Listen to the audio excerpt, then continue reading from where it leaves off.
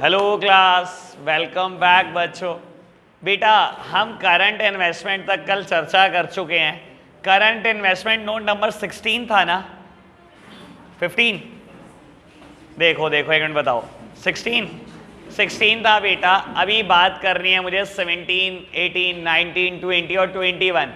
ये 5 note number पे चर्चा करनी है बेटा। और जब इन पे चर्चा खत्म हो जाएगी मेरी एसेट साइड भी फिनिश हो जाएगी। इसके बाद हम क्या करेंगे बेटा, इसके बाद हम शुरू से एग्जाम्पल पढ़ने शुरू करेंगे और आपकी प्रॉब्लम लेंगे इलस्ट्रेशन नंबर 15 तक आज ही। ठीक है, इतना आज का टारगेट है। आपके लिए होमवर्क है बेटा कल का इलस्ट्रेशन नंबर 16 तो इलस्ट्रेशन नंबर 24। जरा सा होमवर्क है, 9-10 मिनट का, निपट ही जाएगा।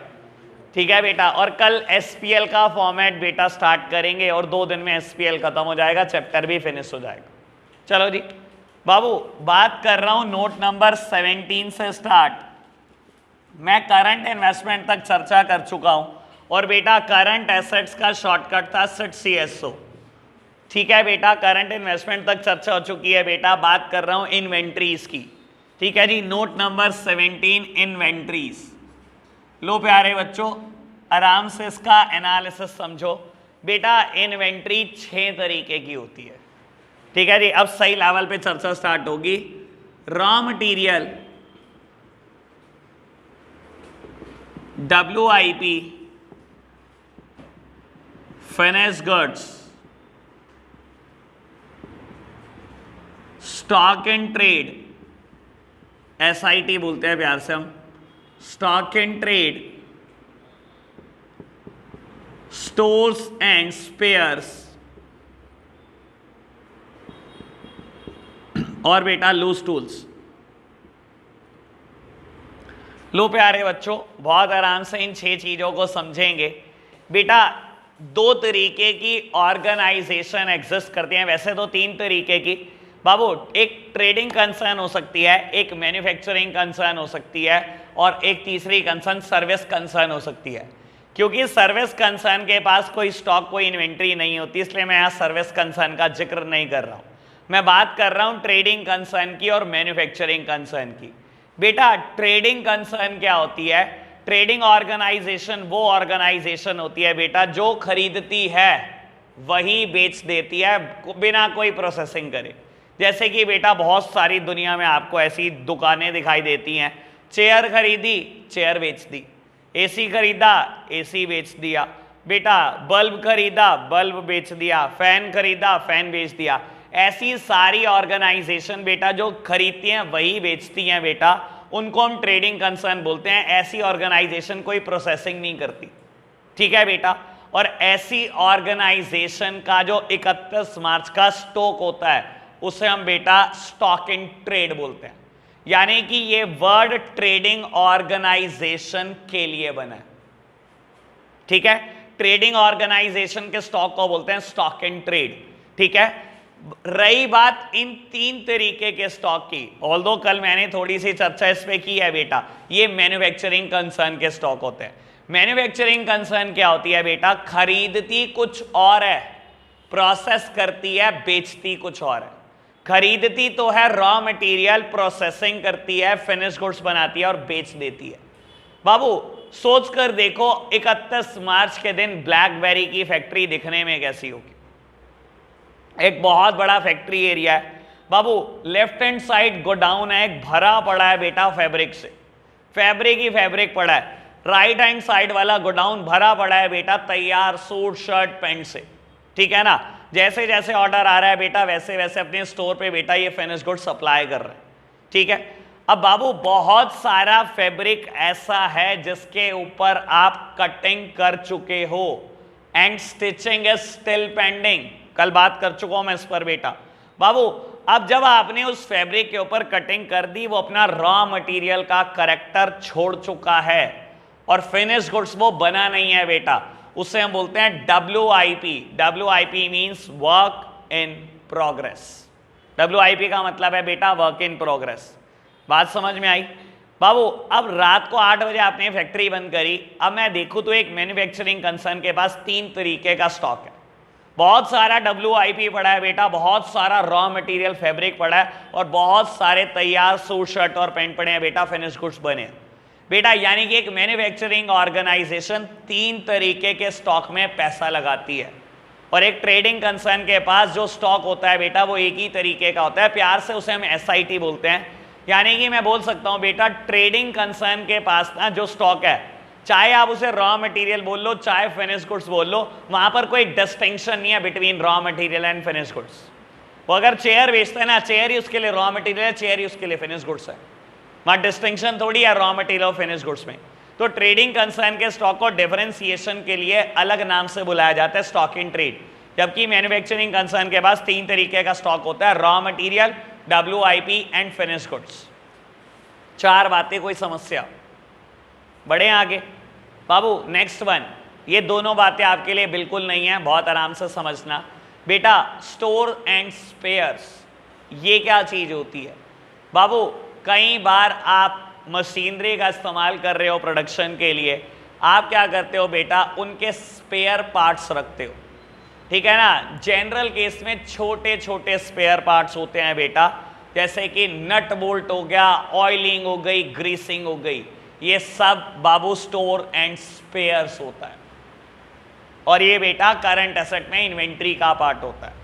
और बाबू 6th one is loose tools, जैसे कि नाम ही सजेस्ट कर रहा है बेटा, टूल किट। मशीनरी के लिए जो टूल किट होती है बेटा, वो पूरी टूल किट लूज टूल्स में दिखाई जाती है बेटा। Again it is the part of inventory. समझ आई बात बाबू? अब यही तो यहां पर समस्या है, वो हमारी जनरल नॉलेज बोलती है, वो पार्टनरशिप तक की नॉलेज बोलती है। लॉ ने बोला इसको आप यहां दिखाओगे तो हमें यहां दिखाना पड़ेगा, ठीक है ना। वैसे बता देता हूं बेटा, दीज आर कंज्यूमेबल्स, ये कंज्यूमेबल है। जैसे कि ऑयलिंग और ग्रीसिंग को देखोगे तो टाइम के साथ साथ कंज्यूम हो जाती है, इनकी कौन सी लाइफ बेटा सालों में पड़ी है जो इसे फिक्स एसेट्स का पार्ट बना दूं मैं। जनरली बता देता हूं बेटा, यहां पर लिखा जरूर स्पेयर्स है बेटा, मैं तो इसको अपनी नजर में एक्सेसरी बोलता हूं, ठीक है ना। आप एक बात समझना बेटा, कभी पार्ट्स या एक्सेसरी में डिफरेंस समझते हो? मैं बोलूं ये चीज पार्ट है और ये चीज एक्सेसरी है, कोई डिफरेंस होता है पार्ट और एक्सेसरी में? पार्ट भी सप्लीमेंट हो सकता है। देखो बेटा, पार्ट वो चीज होती है, अगर मैं बोलूं ये चीज मशीनरी का पार्ट है, पार्ट मतलब इसके बिना मशीनरी काम ही नहीं कर सकती। और बेटा मैं बोलूं ये चीज एक्सेसरी है, एक्सेसरी नहीं भी लगाओगे मशीनरी चलेगी। जस्ट लाइक आपकी एक्टिवा, वो भी एक मशीनरी है बेटा, इंजन उसका एक पार्ट है, इंजन तो फिक्स एसेट्स है बेटा, और ये बाकी सब ये सब एक्सेसरी है बेटा। जो भी आप लगाते हो बेटा, फुट रेस या कुछ भी लगाते हो बेटा, नहीं भी होगा चलेगी एक्टिवा, कोई दिक्कत थोड़ी है बेटा इसमें। मेरे नजर में ये सब एक्सेसरी आती है यहां पर। चलो जी बाबू, तो इन्वेंट्री 6 तरीके की है, raw material, WIP, finish goods, stock in trade, store and spheres. और बेटा आप बोल सकते हो नट बोल्ट, ऑयलिंग, ग्रीसिंग, ये सब यहां पर आता है बेटा। और आप बोल सकते हो बेटा लूज टूल्स, यानी कि मेरी पूरी टूल किट। ओके बात, फटाफट से नोट करो बेटा, आगे बढ़ेंगे फिर। चलो जी बेटा आगे बढ़ते हैं बाबू। करंट इन्वेस्टमेंट पे चर्चा कल तक हो गई थी, इन्वेंट्रीज की बात हमने कर ली। आगे बेटा नोट नंबर 18, ट्रेड रिसीवेबल। और बेटा कल वैसे ही बता चुका हूं इसके बारे में। और बाबू ट्रेड पेबल में आपने बिल्स पेबल और क्रेडिटर रिकॉर्ड किए थे, ट्रेड रिसीवेबल में भी 2 ही चीज आती है बेटा, एक डेटर और दूसरे BR। BR मतलब बिल रिसीवेबल। कोई दिक्कत तो नहीं बेटा, इस पे तो खैर कोई चर्चा नहीं करनी है बाबू, सब क्लियर है आपको। आगे बढ़ते हैं बेटा, बात करते हैं बेटा नोट नंबर 19 की।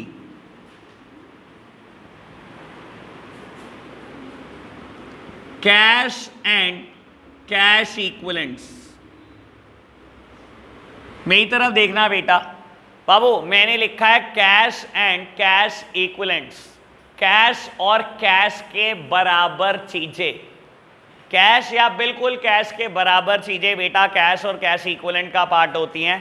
जनरली 4 चीजें, जनरली 4 चीजें समझाने के लिए बेटा बोल सकता हूं, बैलेंस विद द बैंक, बेटा बैंक में बैलेंस पड़ा हुआ है आपका, बेटा बिल्कुल कैश के बराबर है, अगले दिन सुबह उठो सुबह ही निकलवा लो बेटा, कैश में कन्वर्ट हो जाएगा 1 सेकेंड में, कोई दिक्कत नहीं, ठीक है ना। या चेक इन हैंड या ड्राफ्ट इन हैंड, चेक और ड्राफ्ट इन हैंड। बाबू आपकी दुकान पे शाम को 6 बजे कस्टमर आया, आपको चेक दे गया, बाबू बैंक ब्रांच बंद हो चुकी थी जिसकी वजह से आप बैंक ब्रांच में नहीं जा पाए, आपके पास बेटा चेक इन हैंड है, बाबू it is equivalent to cash, सुबह बैंक खुलेगा, सुबह लगाओ, सुबह ही पैसे मिल जाएंगे आपको, ठीक है ना। और बाबू अगर मैं बोलता हूं वो क्रॉस चेक भी है, अगर आप अपने अकाउंट में भी लगाओगे तो बेटा 1 से 2 दिन में क्लियर हो जाएगा, ये बिल्कुल कैश के बराबर माना जाता है। Balance with the bank, cheque in hand, draft in hand, cash balance, ये तो है ही अपने आप में कैश, या बेटा इन्वेस्टमेंट इन सिक्योरिटीज। यहां पर बेटा एक चर्चा करनी है, स्टार। बाबू कल नॉन करंट इन्वेस्टमेंट और करंट इन्वेस्टमेंट पे चर्चा की थी मैंने, और मैंने कहा था दोनों का सेम एग्जांपल है, याद है आपको बाबू? यार याद तो करना पड़ेगा, कल मैंने कहा था ना नॉन करंट इन्वेस्टमेंट और करंट इन्वेस्टमेंट सारों के सेम एग्जांपल है, बस इन्वेस्टमेंट इन पार्टनरशिप फर्म मैंने नॉन करंट में दिया था। बाबू आप खुद सोचो, मैंने किसी फर्म में इन्वेस्टमेंट करी, मैंने किसी फर्म के इक्विटी शेयर खरीदे, किसी के डिवेंचर खरीदे, किसी के प्रेफरेंस शेयर खरीदे, म्यूचुअल फंड खरीदे, गवर्नमेंट सिक्योरिटीज खरीदी, बॉन्ड्स खरीदे, अगर ये सब मैंने 12 महीने से ज्यादा के लिए खरीदे थे तो बेटा ये नॉन करंट इन्वेस्टमेंट थी, और अगर ये 12 महीने के अंदर अंदर कैश में कन्वर्ट होने वाले थे तो ये करंट इन्वेस्टमेंट थी। तो मैंने यहां क्यों लिख दी बेटा कैश और कैश के बराबर चीजों में? बाबू ऐसा माना जाता है अगर आपकी इन्वेस्टमेंट 3 महीने से कम की रहती है तो आप उसको कैश और कैश इक्विवेलेंट में दिखा सकते हो, क्योंकि वो बहुत जल्दी कैश में कन्वर्ट होने वाली है। यानी कि मेरा एनालिसिस ये कहता है बेटा अगर आपकी इन्वेस्टमेंट 12 महीने से ज्यादा के लिए है तो बेटा वो नॉन करंट इन्वेस्टमेंट है। अगर आपकी इन्वेस्टमेंट 3 महीने से ज्यादा के लिए लेकिन 12 महीने तक है तो वो बेटा करंट इन्वेस्टमेंट का पार्ट है, और अगर आपकी इन्वेस्टमेंट 3 महीने तक है तो बेटा उसको आप कैश एंड कैश इक्विवेलेंट में दिखा सकते हो, क्योंकि बेटा ये बहुत जल्दी कैश में कन्वर्ट होने वाली है, तो इसको बेटा कैश के बिल्कुल बराबर माना गया।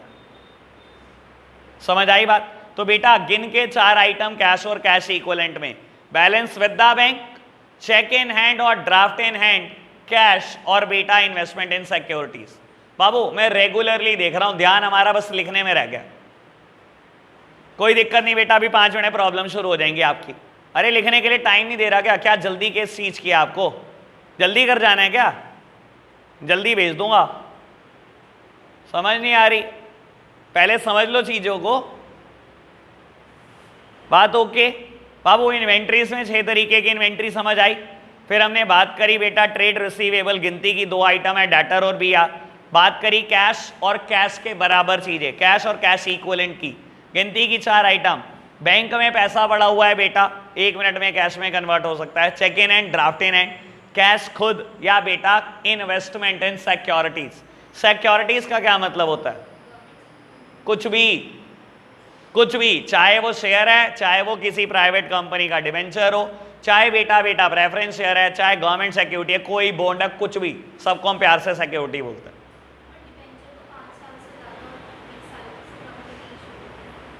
बाबू वही तो बता रहा हूं, अगर 3 महीने के अंदर अंदर कैश में कन्वर्ट होने वाला, इशू करने के एंगल से सोच रही है वो, तो फिर बेटा लॉन्ग टर्म बोरोइंग होती है।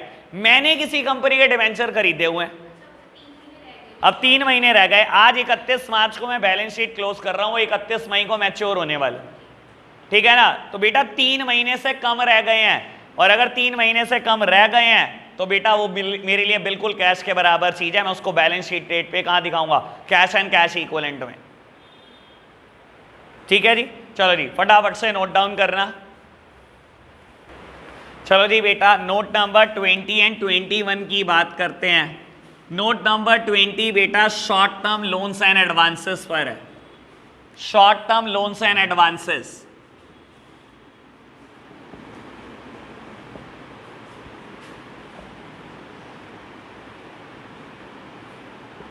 बाबू कल although long term loans and advances पढ़ाते टाइम मैंने एक बात इसके ऊपर की थी।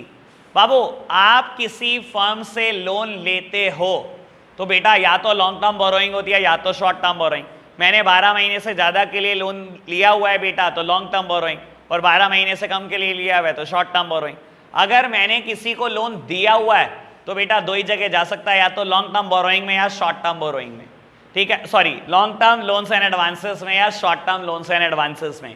बेटा अगर 12 महीने के बाद कैश आना हो तो मैं दिखा दूंगा long term loans and advances में। Short term loans and advances क्या होते हैं बेटा? Which are recoverable in cash within 12 month. वो लोन्स एंड एडवांसेस जो 12 महीने के अंदर अंदर आ जाएंगे बेटा और कैश की फॉर्म में आने वाले हैं मेरे पास, वो सब क्या है बेटा? Short term loans and advances. कोई स्पेसिफिक एग्जांपल नहीं है, पेपर में स्टेटमेंट ही यही आती है, loans recoverable with in 12 month in cash. आपसे पूछा यही जाता है और कुछ है ही नहीं बेटा, एग्जाम्पल ही नहीं है। ठीक है ना, आपने किसी इंसान को लोन दे रखा है, 12 महीने के अंदर अंदर कैश की फॉर्म में वापस आने वाला है, short term loans and advance. लो जी लिख लो बेटा, बस और कुछ भी नहीं लिखना है इसमें। Loan recoverable with in 12 month in cash. फटाफट से लिखना बेटा।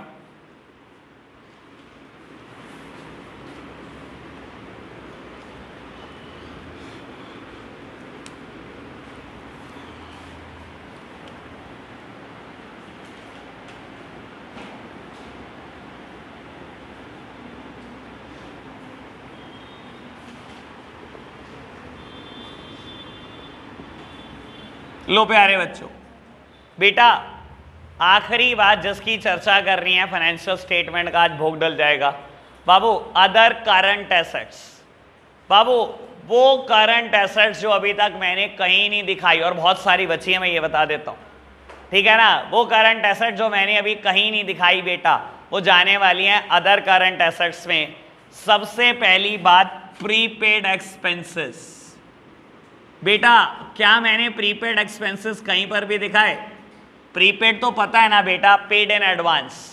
ठीक है ना, अगर आपने कोई खर्चा पहले से पे करा है बेटा, वो आपकी एसेट है, क्योंकि क्या करने वाला है बेटा, सामने वाला भी आपके लिए परफॉर्म करने वाला है। समझाने के लिए बोलता हूं बेटा, मैंने इस जगह का रेंट एडवांस पे कर दिया, मेरे लिए तो एसेट है बेटा, क्योंकि मैंने जो करना था मैं तो कर चुका। मेरे लैंडलॉर्ड को मेरे लिए भी परफॉर्म करना है पूरा महीना, तो it is a asset for me. तो बेटा मैंने कहीं पर भी अभी तक प्रीपेड एक्सपेंसेस को रिकॉग्नाइज नहीं किया। ठीक है ना, तो ये कहां जाएगा बेटा? अदर करंट एसेट में जाएगा। इसके अलावा बेटा कोई भी एक्रीड इनकम। एक्रीड इनकम क्या समझते हो बेटा? Income earned but not received. वो इनकम जो आप कमा चुके हो लेकिन बेटा अभी तक आपको मिली नहीं है। समझाने के लिए एक एग्जांपल दे देता हूं आपको। मान लो बेटा आपके पास किसी कंपनी की डिस्ट्रीब्यूटरशिप है, लेट्स सपोज नाइकी फुटवियर, आप बेचते हो बेटा, डिस्ट्रीब्यूटर हो। आपको बेटा नाइकी ने बोला कि अगर आप इन 3 महीनों में 10 लाख रुपए की सेल कर दो तो हम क्या करेंगे, आपको 5% एक्स्ट्रा कमीशन दे देंगे। ठीक है, अब हुआ क्या बेटा, आपने 3 महीने में 10 लाख की सेल कर दी। उन्होंने कहा ठीक है, हम आपके स्टोर पे वेरीफाई करने आएंगे कितना स्टॉक पड़ा है, क्या सही मायने में 3 महीनों में आपने 10 लाख का स्टॉक बेचा है कि नहीं बेचा। बेटा वो वेरीफाई करने आए, मान लो बेटा 28-29 मार्च को उन्होंने वेरीफाई करा और सही मायने में स्टॉक बिक चुका था। उन्होंने कहा ठीक है, हम अपनी रिपोर्ट लगा देंगे, 5 से 6 दिन के अंदर अंदर आपके पैसे आ जाएंगे। बेटा अब ये तो पक्का हो चुका कि आप इनकम कमा चुके हो, लेकिन बेटा अभी तक रिसीव नहीं हुई। 31 मार्च के दिन जब मैं अकाउंट फाइनलाइज कर रहा हूंगा तो मैं दिखाऊंगा बेटा एक्रीड कमीशन। ठीक है ना बेटा, इनकम है बेटा जिसको आप अर्न कर चुके हो लेकिन अभी रिसीव नहीं हुई। ठीक है ना, किसी भी इनकम का नाम दे सकता है, मैंने तो सीधा एक्रीड इनकम ले दी। एग्जांपल के तौर पे लिखना चाहूं तो कुछ भी लिख दो। ठीक है ना, डिविडेंड रिसीवेबल, इस नाम से पेपर में बहुत बार आता है बेटा। इंटरेस्ट रिसीवेबल, कमीशन रिसीवेबल, और भी कुछ हो सकता है बेटा, मैं जरूरी नहीं कह रहा हूं इन्हीं नाम से आएगा, और भी कुछ आ सकता है। ठीक है जी, ठीक है ना। जैसे कि बेटा समझाने के लिए बोलता हूं, एक कंपनी ने डिविडेंड अनाउंस कर दिया and you are a shareholder. आपको पता है अनाउंस हो चुका, अब 2-3 दिन में तो आ ही जाएगा बेटा, लेकिन बीच में ही फाइनेंशियल ईयर क्लोज हो रहा था, तो आप क्या दिखाओगे बेटा कि एक्रीव्ड है डिविडेंड, अनाउंस हो चुका है, मैं अर्न कर चुका हूं, बस मिलना ही बाकी है, मिल ही जाएगा और 2-3-4 महीनों में मिल जाएगा, बहुत लेट भी हुआ तो। ठीक है जी, बात समझ में आई। एक और बात बेटा, एडवांस टैक्स सबसे इंपॉर्टेंट आइटम याद रखना बेटा, ये पेपर में बहुत आती है। एडवांस टैक्स बेटा, साल शुरू हुआ और आपने क्या करा, गवर्नमेंट को एडवांस टैक्स जमा कर दिया बेटा, एसर्टेन करते हुए कि मैंने पिछले साल इतना कमाया, इस साल भी मैं इतना कमाऊंगा। ठीक है ना। वैसे बता देता हूं, अगर आप कंपनी हो तो 4 बार आपको एडवांस टैक्स जमा करना होता है, साल में 4 बार आप एडवांस टैक्स जमा करते हो, 15 जुलाई, 15 सितंबर, 15 दिसंबर और 15 मार्च। एक क्वार्टर खत्म होने से पहले 15 दिन पहले। ठीक है ना। पहला क्वार्टर क्या होता है आपका, 1 अप्रैल से लेकर 31 जुलाई, 15 जुलाई है। दूसरा क्वार्टर क्या होता है बेटा, मैंने गलत बोल दिया 1 अप्रैल से 30 जून होता है, 15 जून को जमा करना होता है। 1 जुलाई से 30 सितंबर होता है, 15 सितंबर को। 1 अक्टूबर से लेकर 31 दिसंबर, 15 दिसंबर को। ऐसे ही बेटा 15 मार्च को। हर क्वार्टर से 15 दिन पहले जमा करना होता है आपको। आपने देखा क्वार्टर में आप कितना कमा चुके हो बेटा, आपने एसर्टेन किया मैं इतना कमा चुका हूं, आपने एडवांस में सरकार को टैक्सेस पे करने शुरू कर दिए। बेटा सरकार तो एडजस्ट करेगी, आप परफॉर्म कर ही चुके हो बेटा सरकार के लिए, इसका बेनिफिट मिलने ही वाला है नियर फ्यूचर। 1 साल के अंदर अंदर ये सारे पैसे आपके टैक्स में एडजस्ट हो जाएंगे। तो बेटा advance tax is a current asset for me. Clear बात। एंड लास्ट वन बेटा, अनअमोर्टाइज्ड एक्सपेंस,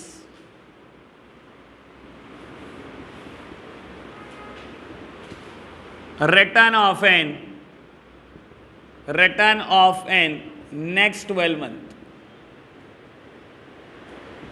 बेटा कल एक एग्जाम्पल इस पर मैं दे चुका हूं, याद है आपको, अनअमोर्टाइज्ड खर्चों की मैंने कहीं बात की थी, कहां पर की थी, कहां की थी, अब याद करा लो आज। अदर नॉन करंट एसेट में मैंने बात की थी और वहां पर मैंने एक ही एग्जांपल दिया था बेटा, शेयर इशू एक्सपेंसेस का। मैंने कहा था पहले प्रीलिमिनरी एक्सपेंसेस भी यहां आते थे, लेकिन बेटा अब प्रीलिमिनरी एक्सपेंसेस को आपको उसी साल राइट ऑफ करना होता है जिस साल कंपनी बन जाती है, चाहे कंपनी बनाने में आपने 3 करोड़ 4 करोड़ 5 करोड़ ही क्यों ना खर्चे हो। बेटा आपने 20 साल के लिए प्रेफरेंस शेयर इशू करे। सोचो, मैं बोलता हूं बेटा आपने 30 मई 2002 में बेटा प्रेफरेंस शेयर इशू करे फॉर 20 ईयर्स, और बेटा प्रेफरेंस शेयर इशू करने में आपने बेटा क्या करे, मान लो 5 करोड़ रुपए खर्च कर दिए और ये 20 साल के लिए बेटा आपने खर्चा किया। तो आप क्या करते हो बेटा, हर साल थोड़ी थोड़ी अमाउंट को राइट ऑफ करते चले जाते हो। ठीक है ना। आप बाबू गवर्नमेंट को सीधा से ये बात ही बोलते हो कि अगर मैंने सीधा 5 करोड़ एसपीएल में डाल दिया तो एकदम से लॉसेस आ जाएगा, जबकि ये प्रेफरेंस शेयर मुझे 20 साल के लिए बेनिफिट दे रहे हैं, तो मैं तो 20 साल में दिखाऊंगा ये खर्चा। तो बेटा वो खर्चे थे अनअमोर्टाइज्ड एक्सपेंसेस जो बेटा नियर फ्यूचर राइट ऑफ नहीं होने वाले थे। आप क्या करते थे, हर साल 25 लाख रुपए उठाते हो, 25 लाख एसपीएल में दिखा देते हो प्रॉफिट एंड लॉस अकाउंट में, हर साल 25 लाख बैलेंस शीट से उठाते हो एसपीएल में दिखा देते हो। मैं बोलता हूं बेटा आज 20 साल पूरे होने वाले हैं, आज 31 मार्च 2021 है, सिर्फ 25 लाख का खर्चा दिखाना बाकी है, और वो भी अगले 2 महीने में आपको दिखाना ही पड़ेगा, क्योंकि बेटा आप हर साल क्या कर रहे हो, 30 मई को क्या करते हो बेटा, 25 लाख रुपए डाल देते हो। ठीक है ना। 2002 में डाले, फिर 3 में, फिर 4 में, फिर 5 में, 6, 7, 8, 9, 10 करते करते 20 साल पूरे हो रहे हैं बेटा 30 मई 2021 को। आज 31 मई 2021 है, 2 महीने के अंदर आपने 25 लाख राइट ऑफ करके बेटा बुक्स ऑफ अकाउंट्स में दिखाने हैं। आप कहां रिकॉर्ड करोगे इस बार, अदर नॉन करंट एसेट में रिकॉर्ड नहीं करोगे, क्योंकि बेटा ये 12 महीने के अंदर अंदर राइट ऑफ करने वाले हो आप, तो इसको आप कहां रिकॉर्ड करोगे बेटा, अदर करंट एसेट में रिकॉर्ड करोगे। समझ आई बात बेटा। यहां पर फाइनेंशियल स्टेटमेंट खत्म हो जाती है। एक बार आप फटाफट से लिख लो, फिर चर्चा को आगे बढ़ाएंगे। चलो जी बेटा एग्जाम्पल स्टार्ट करते हैं। एग्जाम्पल नंबर 1 2 3 और बेटा बाकी सारे इलस्ट्रेशन ये हम होमवर्क में मैं दे चुका हूं, मेरी तरफ से कंप्लीट हो चुके हैं। कुछ की प्रॉब्लम होगी करेंगे चर्चा। बेटा सबसे पहले एग्जाम्पल नंबर 1 2 3 कर रहा हूं मैं। पेज नंबर 1.10 डीके गोयल की बुक से बेटा हम पढ़ रहे हैं। पेज नंबर 1.10 पर एग्जाम्पल है, Olympus Limited has an opening debit balance of 5 lakh in reserves and surplus as the balance of SPL. बेटा बोलता है ओलंपस लिमिटेड कोई कंपनी है, कहता है जब साल शुरू हुआ उनके पास 5 लाख रुपए का डेबिट बैलेंस था रिजर्व्स एंड सरप्लस में। क्यों था डेबिट बेटा? कह रहा है एसपीएल में माइनस आया था, यानी कि प्रॉफिट एंड लॉस अकाउंट में बेटा लॉसेस आए थे, तब जाके 5 लाख रुपए नेगेटिव थे। कहता है it earned a profit of 8 lakh for the year ended 31 मार्च 21। बेटा कहता है इस साल में कंपनी ने 8 लाख रुपए कमा लिए। How would you show these items in the balance sheet and notes to accounts? कहता है बेटा कैसे बैलेंस शीट में रिप्रेजेंट करोगे और कैसे नोट्स टू अकाउंट में दिखाओगे, जरा दिखाकर बताओ। लो प्यारे बच्चों सामने देखना। बेटा बैलेंस शीट का फॉर्मेट पता होना चाहिए आपको। बाबू बैलेंस शीट में सबसे पहले पर्टिकुलर्स, देन बेटा नोट नंबर, देन बेटा figure as at the end of the current financial year. और बेटा यहां पर करंट फाइनेंशियल ईयर 31 मार्च 2021 को खत्म हो रहा है, इसका मतलब प्रीवियस फाइनेंशियल ईयर बेटा 31 मार्च 2020 होगा। ठीक है जी, ऐसे ही होगा बाबू। उसके बाद सबसे पहली बात इक्विटी एंड लायबिलिटी साइड पहले, और क्योंकि इसने रिजर्व्स एंड सरप्लस की बात की है बेटा, इट इज अ सब हेड, उसका मेन हेड है शेयर होल्डर फंड। तो पहले बेटा सब कुछ लिखना पड़ेगा, शेयर होल्डर फंड, और उसमें भी रिजर्व्स एंड सरप्लस। बाबू कहता है साल के शुरू में ओपनिंग ऑफ द ईयर में डेबिट बैलेंस है 5 लाख रुपए। डेबिट है मतलब माइनस, बेटा साल के शुरू में डेबिट बैलेंस है। बेटा इस साल की शुरुआत 1 अप्रैल 2020 को ही होगी। अगर साल की शुरुआत में डेबिट बैलेंस है यानी कि पिछले साल के आखिरी में ही डेबिट बैलेंस है, कोई दिक्कत तो नहीं, लिख दिया मैंने। कहता है इस साल में 8 लाख का प्रॉफिट हुआ। बाबू अब होता क्या है, मुझे पता है कि आप ये कैलकुलेशन मन में कर सकते हो कि अगर पिछले साल 5 लाख का लॉस था और इस बार 8 लाख का प्रॉफिट हो गया तो सीधी सी बात है जी 3 लाख का प्रॉफिट हो गया, मैं तो चिपका दूंगा। लेकिन बाबू आपने तो चिपका दिया, आपके शेयर होल्डर को क्या समझ आया इससे? एज अ शेयर होल्डर अगर मैं आपको कह दूं ये पढ़कर बताना तो आपको क्या समझ में आया? क्योंकि रिजर्व्स एंड सरप्लस में तो बेटा 9 तरीके के रिजर्व जाते हैं। क्या आपके शेयर होल्डर को कंप्लीट इन्फो मिली? बस उनको ये पता लग गया कि पिछली बार 5 लाख के लॉसेस है, इस बार 3 लाख का प्रॉफिट हो गया। कहां से आया? कैपिटल रिडेम्पशन रिजर्व से आया, डिवेंचर रिडेम्पशन रिजर्व से आया, एसपीएल से आया। आया कहां से? अदर रिजर्व से आया, जनरल रिजर्व से आया कहां से? सर ये बात पता लगी शेयर होल्डर को? तो बेटा आप डायरेक्ट कैलकुलेशन कभी नहीं करके दिखाओगे, इतने समझदार बनना ना। आधे तो चीटिंग करके चिपका ला है इसको। अगर मैं पूछूं ना इसका मतलब क्या है तो मुझे नहीं पता कि किसने कैसे करा, बच्चों ने जिन्होंने मुझसे प्रॉब्लम नहीं ली इस चीज की, मुझे तो समझ ही नहीं आया बच्चों ने करा कैसे। मैं तो पहले दिन ही उम्मीद करके बैठा था एग्जाम्पल नंबर 1 2 3 प्रॉब्लम जान के दिए थे मैंने तो भाई मैं ऐसे 3 लाख लिखने भी नहीं वाला, मैं लिखूंगा note number 1 notes to accounts. Balance sheet खत्म करने के बाद नोट्स टू अकाउंट्स और उसमें नोट नंबर 1। लो बेटा सबसे पहले दिखाऊंगा statement of profit and loss, statement of profit and loss opening balance.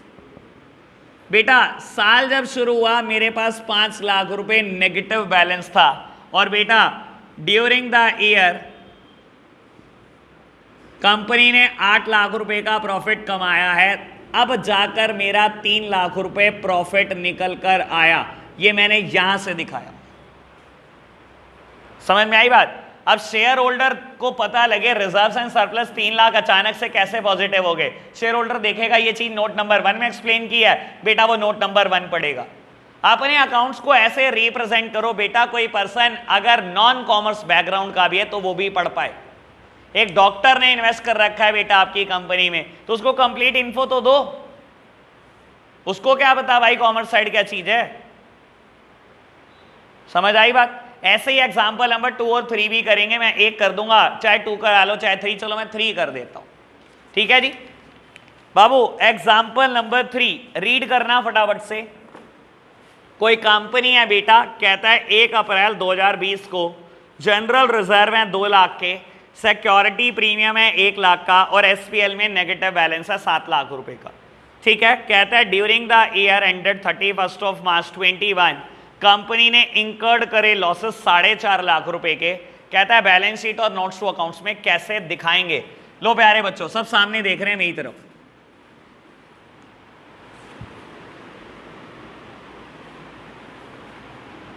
लो बाबू, कहता है साल के शुरू में 1 अप्रैल 2020 का बैलेंस दिया हुआ है 3 चीजों का।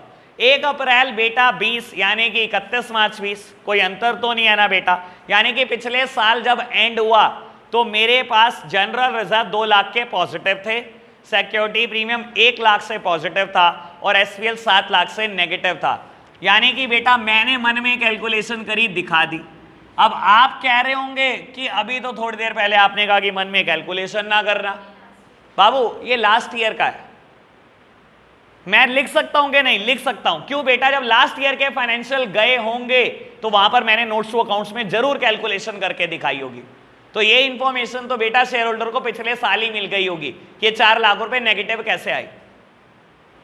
मुझे तो करंट ईयर को एक्सप्लेन करना है बहुत अच्छे से। और बेटा इस साल कहता है 4.5 लाख के और लॉसेस हो गए। तो बेटा नोट नंबर 1 मैंने बनाया, नोट्स टू अकाउंट्स में बेटा रिप्रेजेंट करूंगा कैसे, बहुत अच्छे से समझना। सबसे पहले जनरल रिजर्व 2 लाख से बेटा पॉजिटिव है, जनरल रिजर्व को बाहर लिखो।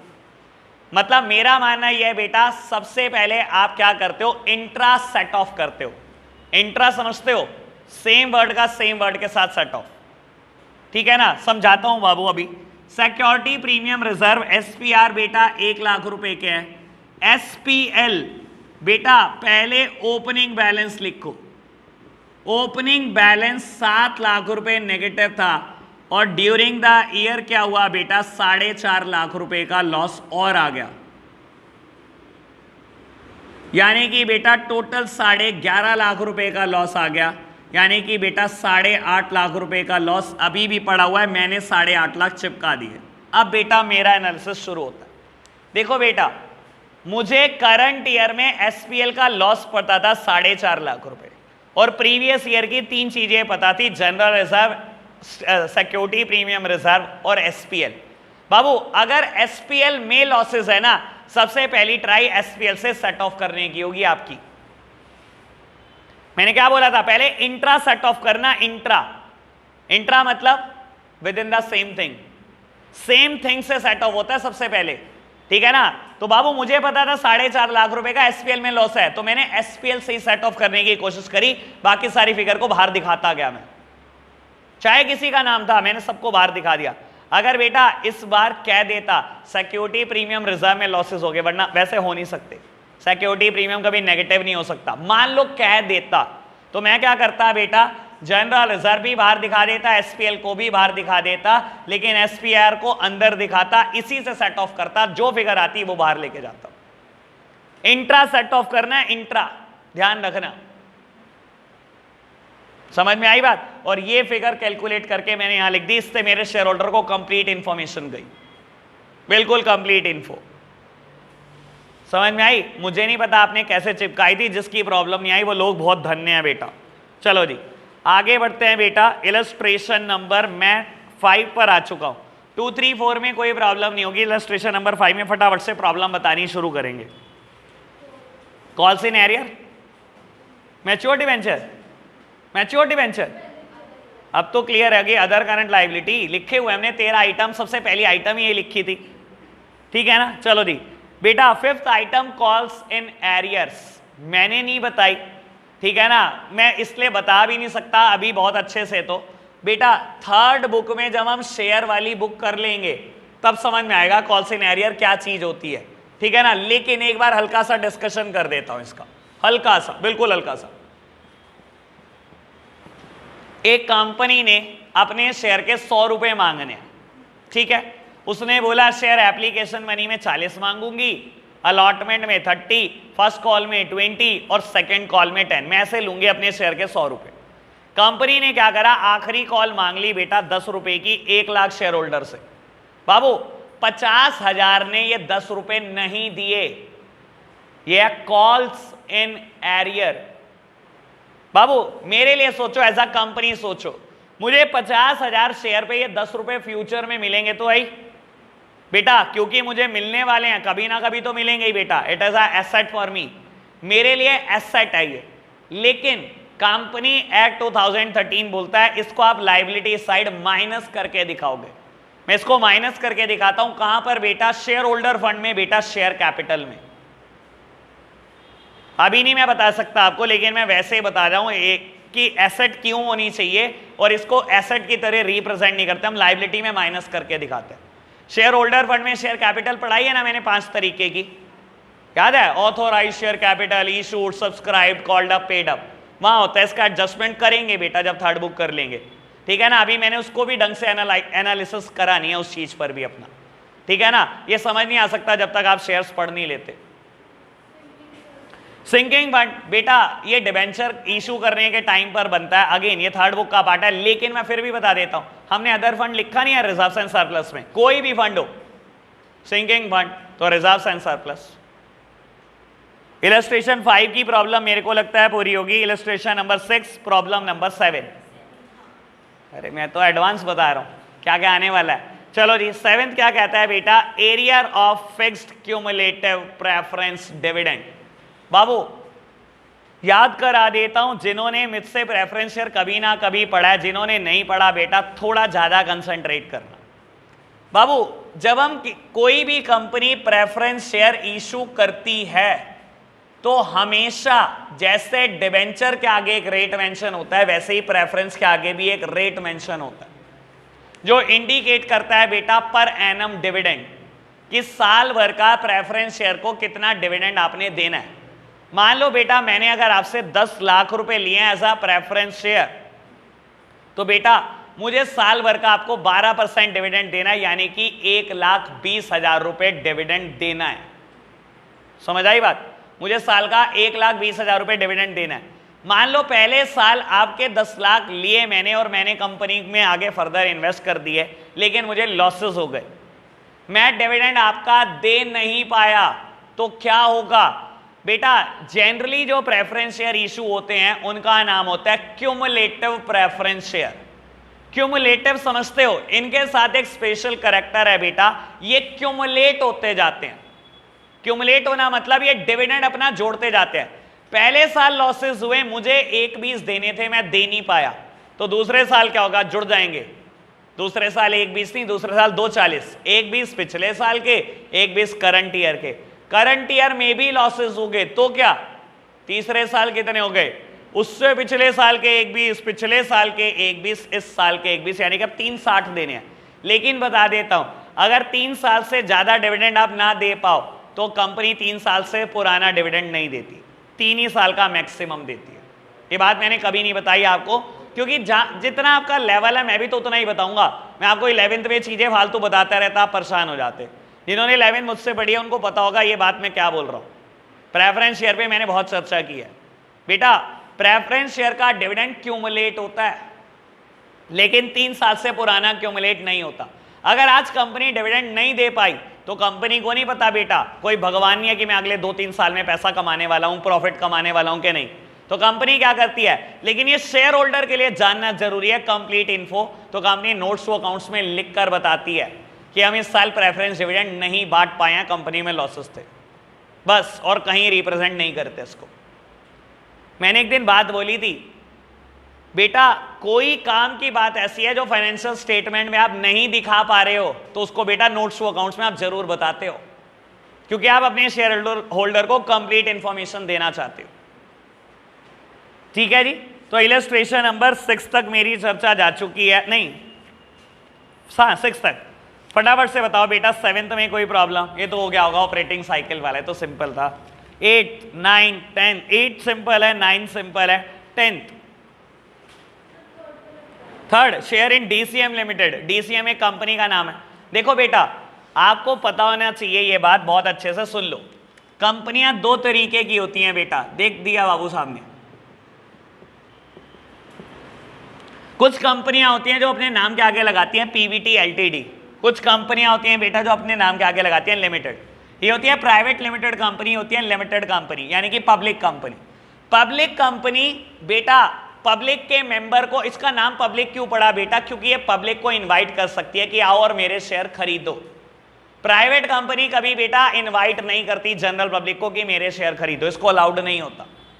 कहता है आपने शेयर खरीदे डीसीएम लिमिटेड में, यानी कि किसी पब्लिक लिमिटेड कंपनी के शेयर खरीदे हैं आपने, तो बेटा अगर कुछ नहीं बताया कितने टाइम के लिए खरीदे हैं, तो बेटा इसे हम नॉन करंट इन्वेस्टमेंट मानना, मान के चलना कि आप 12 महीने तक नहीं बेचने वाले इसको। अगर कह दे 3 महीने के अंदर अंदर बेचने वाले हो तो कैश एंड कैश इक्विवेलेंट आज ही बताया। अगर कह दे 3 महीने से 12 महीने में बेचने वाले हो तो करंट इन्वेस्टमेंट। अगर कहे 12 महीने के बाद बेचने वाले हो या कुछ ना कहे तो non current investment. Illustration number 10 तक मैं जा चुका हूं जी। 11 क्या बताऊं, कुछ है ही नहीं बताने लायक। लूज टूल्स आपने किया नहीं होगा अब तक, बस बाकी सारा किया होगा। लूज टूल छोड़ा था ना, अब तो पता लग गया इन्वेंट्री है। बढ़े आगे, अब देखो अब आवाज नहीं निकल रही, आपकी प्रॉब्लम ही नहीं आ रही। इलस्ट्रेशन नंबर 12 फर्स्ट, क्या बात कर रहा है भाई, बिल्कुल ना बताऊं मैं, कभी ना बताऊं। क्या लिखा है? Net loss as shown by SPL. SPL में लॉस आया सर, रिजर्व्स एंड सरप्लस में। अभी तो ये क्वेश्चन भी करा, कहां दिखाते हैं सर रिजर्व्स एंड सरप्लस में ऐसा नेगेटिव आइटम? बताओ जी, क्या बताना है मेरे को? 13 नहीं भाई, 12 में पूछ रहा हूं अभी तो। 12 में है क्या किसी की कोई प्रॉब्लम? नहीं, बढ़े आगे चलो। 13 7th, प्रीलिम एक्सपेंसेस। अब ये आ गई मुद्दा, मैंने कहा था ना अभी आएगा, तो मैं अभी बताऊंगा बेटा। हाँ, पहले एक बार प्रीलिमिनरी एक्सपेंसेस का मतलब दोबारा बेटा, एक कंपनी की फॉर्मेशन में आप जितना खर्चा करते हो उससे प्रीलिम एक्सपेंसेस बोलते हैं। कंपनी का फॉर्मेशन में किसी प्राइवेट लिमिटेड कंपनी की बात नहीं कर रहा, इसके फॉर्मेशन में बेटा करोड़ों में पैसे लगते हैं, कई लाख कई करोड़ लग जाते हैं बेटा कंपनी बनाते बनाते। मैं बोलता हूं कंपनी बनाने में आपने 2 करोड़ खर्च कर दिए, पहले आप इसको बेटा अदर नॉन करंट एसेट में दिखाते थे। आप कहते थे मैं तो इन longer period of time SPL में धीरे धीरे करके दिखा दूंगा ताकि एकदम से लॉसेस ना आ जाए मेरे बिजनेस में। लेकिन बेटा कंपनीज एक्ट ने मना कर दिया, कंपनीज एक्ट ने भी मना कर दिया, अकाउंटिंग स्टैंडर्ड 26 होता है हमारे पास, उसने मना कर दिया कि आप प्रीलिमिनरी एक्सपेंसेस को non current other non current asset में नहीं दिखाएंगे। आज की तारीख में जिस साल कंपनी बनी है सारा उसी साल प्रॉफिट एंड लॉस अकाउंट में डाल दो, चाहे लॉसेज आ जाए बिजनेस में, हमें मतलब नहीं है, लेकिन एक ही बारी में डलेंगे पूरा का पूरा एसपीएल। तो बेटा ये बैलेंस शीट का पार्ट नहीं होता आज की तारीख में, इसको हम एसपीएल में दिखाते हैं। बढ़े आगे बेटा, बात करते हैं इलस्ट्रेशन नंबर 14। क्या बताना है जी मुझे? इलस्ट्रेशन नंबर 14 क्या बताना है बेटा? कुछ भी नहीं, हमें तो पहले ही पता है, मुझे आएगी नहीं प्रॉब्लम, बस लगता ही है आएगी। इलस्ट्रेशन नंबर 15 बताओ जी, क्या बताऊं? आप बच्चे कह रहे थे थोड़ी देर पहले बहुत सारी प्रॉब्लम है, अब तो कुछ नहीं बचा। इलस्ट्रेशन नंबर 15 तक पूरा हो गया। और अब यकीन मानना, जिसको ये लग रहा हो ना कि मेरे को इलस्ट्रेशन नंबर 16 से 24 में टाइम लगेगा, वो पागल है। 8 मिनट भी नहीं लगेंगे।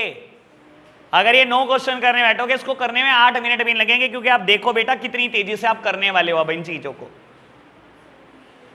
तो पहले ही पूछ ले 17 में प्रॉब्लम, फिर करूंगा बात इसकी। कमिटमेंट होती हैं ये, कंटिजेंट लायबिलिटी में कमिटमेंट्स होती हैं ये। देख मैंने ना कभी पढ़वाई नहीं, 1 मिनट पेज नंबर 1.24 पर आना।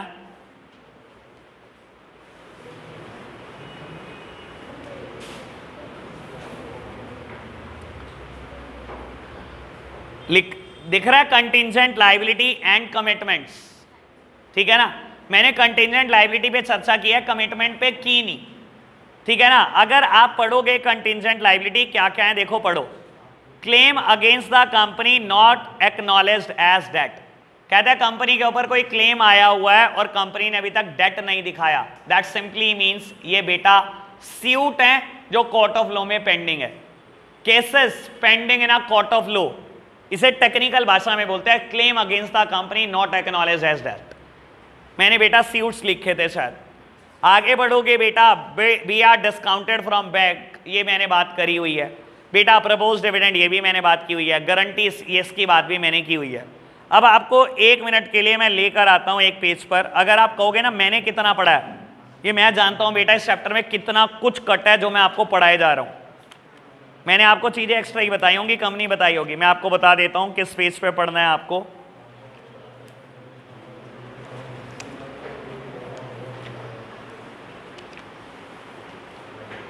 पेज नंबर 1.9 पर आना।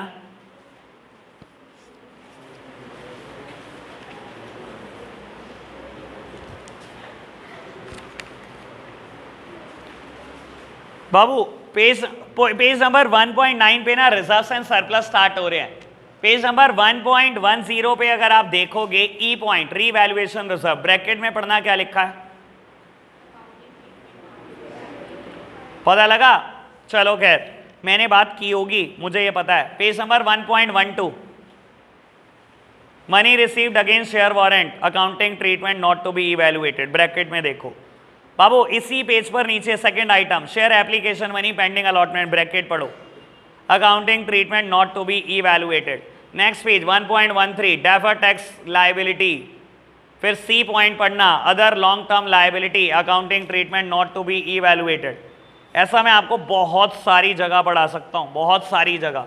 मैंने ना काफ़ी सारी चीज़ों की चर्चा कर दी, जबकि मुझे पता है ये आने नहीं वाला, ठीक है ना। अगर आप कॉपीराइट देखोगे पेज नंबर 1.20 पर आकर, कैपिटल WIP हर जगह पे लिखा हुआ है नॉट टू बी इवैल्यूएटेड, लेकिन मैंने हर चीज़ पढ़ाई है, ठीक है ना। कमिटमेंट भी करा दूंगा जब लूंगा कल प्रॉब्लम, थोड़ी बहुत बात, ठीक है ना। ज़्यादा मत घुसो, क्योंकि मुझे पता है अब पेपर में नहीं आने वाला। ये पास्ट ईयर क्वेश्चन है, तब तक आता था इन चीज़ों का ट्रीटमेंट, तो बेटा आज तक बुक से हटाए नहीं इन्होंने, ठीक है। आपको आने नहीं वाला, लेकिन तब भी ढंग से पढ़ लो आप, ठीक है। अब बेटा इलस्ट्रेशन 16 to 24 आज के लिए आपका होमवर्क है।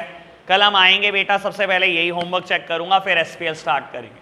आज के लिए हम इतना ही रखते हैं बच्चों, बाय बाय।